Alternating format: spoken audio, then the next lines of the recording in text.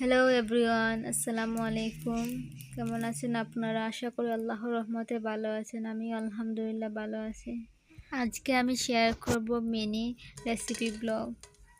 এখন আমি মিট কারি রান্না করার জন্য পেঁয়াজ কেটে নিচ্ছি। তারপর একটা পাতিল বসিয়ে দিলাম। এখন দিয়ে দিয়েছি রান্না করার তেল ও গরম মশলা। তারপর আদা রসুন পরিমাণ মতো দিয়ে দিচ্ছি। একটু নাড়াচাড়া করে তারপর কেটে রাখা পেঁয়াজ দিয়ে দেব। পেঁয়াজগুলো দেওয়ার পর তারপর লবণ দিয়ে একটু সময় নাড়াচাড়া করে তারপর গুঁড়ো দেব যতক্ষণ পর্যন্ত পেঁয়াজগুলো বয়েল না হয়। আর অন্যদিকে মিট কারি রান্না করার জন্য মিটগুলো কেটে ধুয়ে নিব।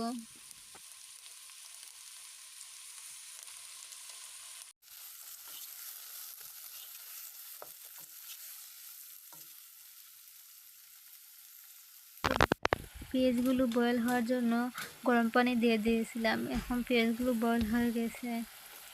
এখন একটু নাড়াচাড়া করে তারপর সব মশলা দিয়ে দেব। মানে মরিচের গুঁড়া, হলুদের গুঁড়া, ধনিয়া গুঁড়া, জিরা গুঁড়া পরিমাণ মতো দিয়ে দেব।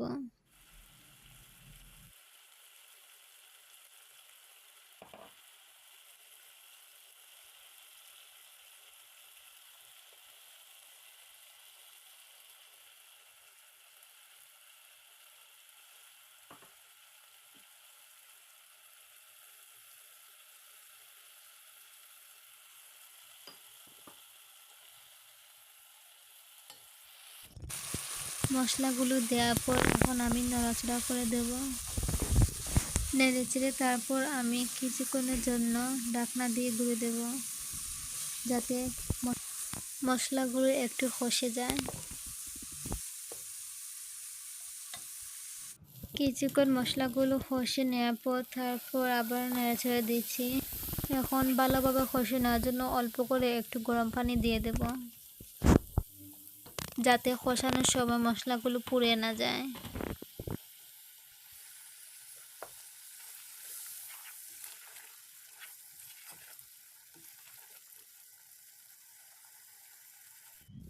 এখন মশলাগুলো কষে নেওয়ার পর ধুয়ে রাখা মাংসগুলো দিয়ে দিচ্ছি।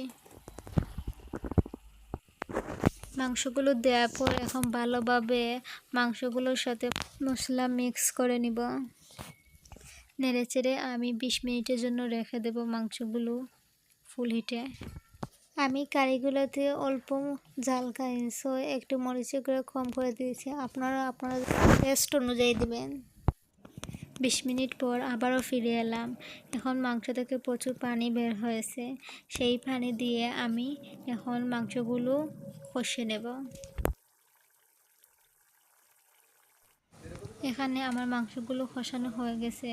এখন আমি কেটলিতে রাখা গরম পানি দিয়ে দিচ্ছি পরিমাণ মতো, সাথে ফ্রোজেন শতকরা।